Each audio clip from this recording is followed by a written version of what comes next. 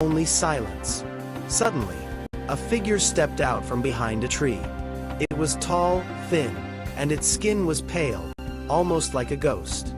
Its eyes glowed red, and its teeth, long and sharp, gleamed in the moonlight. It was the vampire. Amaka wanted to scream, but her voice was trapped in her throat. The vampire moved closer, its lips curling into a cruel smile. "You came to find me," it hissed, its voice cold like the wind. "No one ever returns." Amaka gathered her courage. She remembered the stories her grandmother told her about vampires. They feared fire. Quickly, she pulled a torch from her bag and lit it. The flame flickered, casting shadows on the vampire's face. The vampire recoiled, hissing in anger. "You think that will save you?" it growled.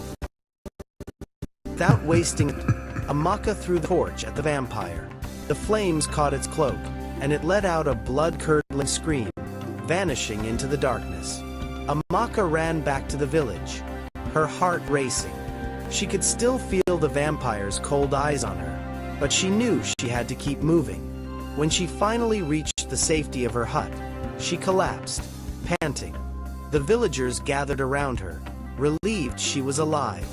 But Amaka knew the vampire wasn't gone. It would return.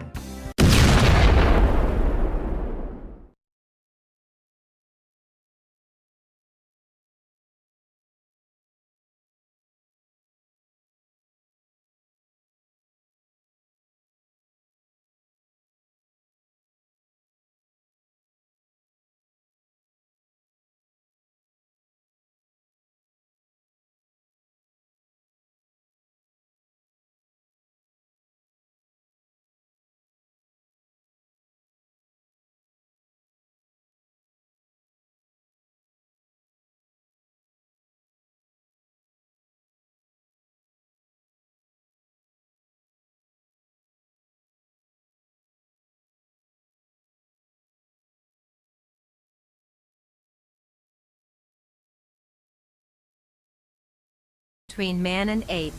In the distant future, humanity's greed had ravaged the earth.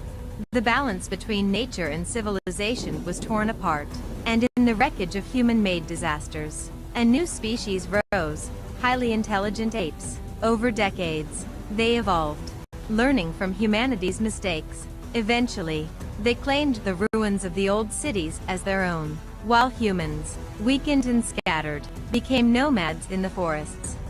Scene 1, the first strike. It was a stormy night, with rain pouring down in sheets over the ruined city of Arches. Lightning illuminated the crumbled skyscrapers, and thunder echoed in the distance. The humans, led by a young leader named Kara, had decided to strike the apes' fortress at the heart of the city. Their resources were dwindling, and they saw no other choice but to fight. "We have one chance," Kara whispered to her people as they huddled under a fallen bridge. The rain beat down on her as if trying to wash away the hope in her heart. "If we can disable their main generator, we can push them back." In the shadows, the apes were ready, led by their cunning and strategic leader, General Koba. The apes had anticipated this attack. As Kara's group advanced through the rain-soaked streets, they didn't notice the apes waiting above, their eyes tracking every movement. Suddenly, the first trap was sprung. Boulders, dislodged by the rain, crashed down from the rooftops, scattering the humans. Screams echoed as the apes descended like shadows in the chaos. Kara barely managed to evade a brutal strike, her heart pounding as she led the survivors into the heart of the city. Scene 2, Allies in the Rainforest. After their failed attack, Kara and her group retreated deep into the forest. Days passed, and the rain didn't let up, turning the ground into thick mud. Supplies were low, morale even lower. Some of the group wanted to give up, believing the apes too powerful. But there was a glimmer of hope. Deep in the forest, they came across an unexpected ally, a tribe of intelligent orangutans who had remained neutral in the conflict.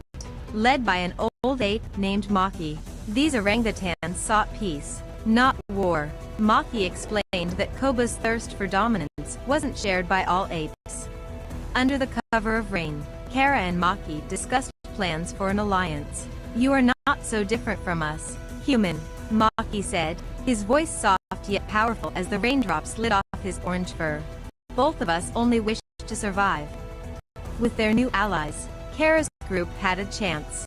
But they would need to strike at Koba's heart if they were to end the war. Scene 3, The Final Storm.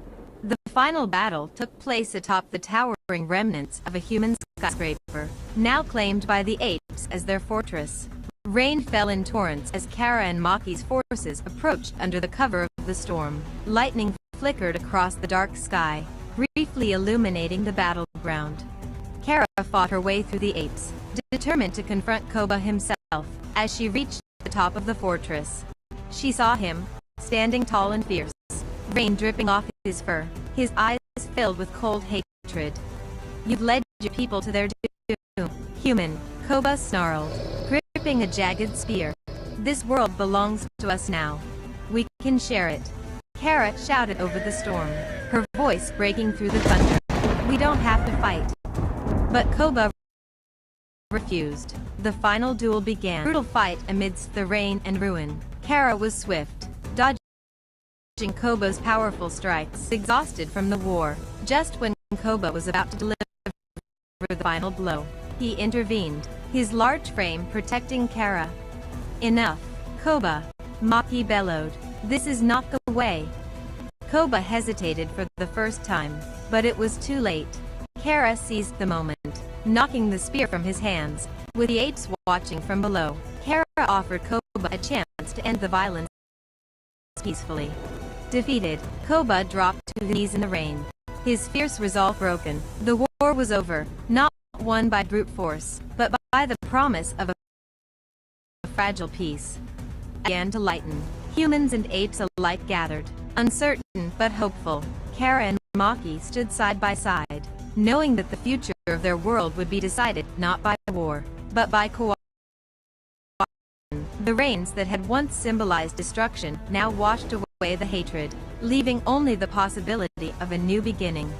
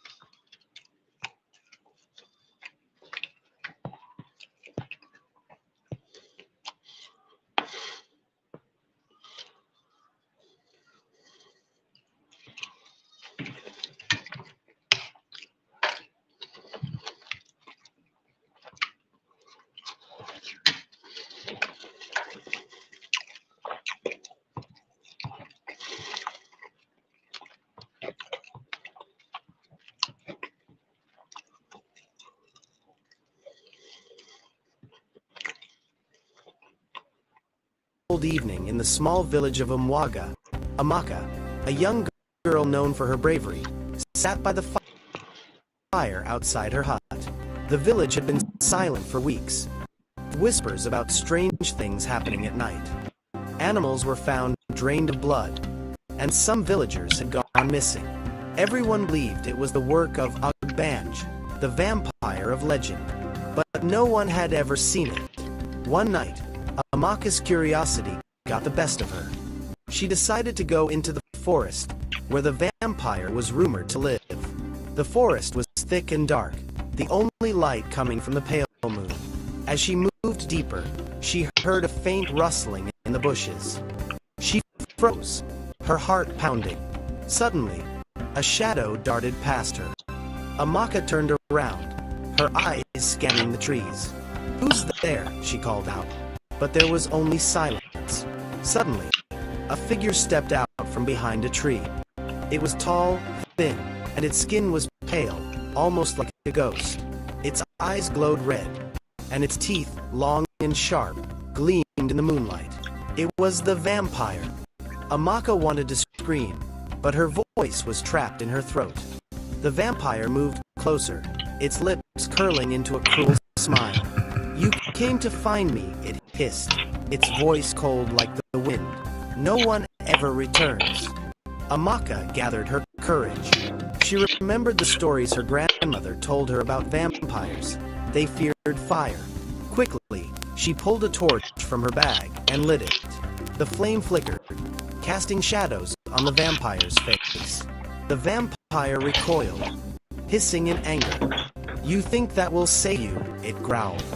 Without wasting a second, Amaka threw the torch at the vampire. The flames caught its cloak, and it let out a blood-curdling scream, vanishing into the darkness. Amaka ran back to the village, her heart racing. She could still feel the vampire's cold eyes on her, but she knew she had to keep moving. When she finally reached the safety of her hut, she collapsed, panting. The villagers gathered around her, relieved she was alive. But Amaka knew the vampire wasn't gone. It would return.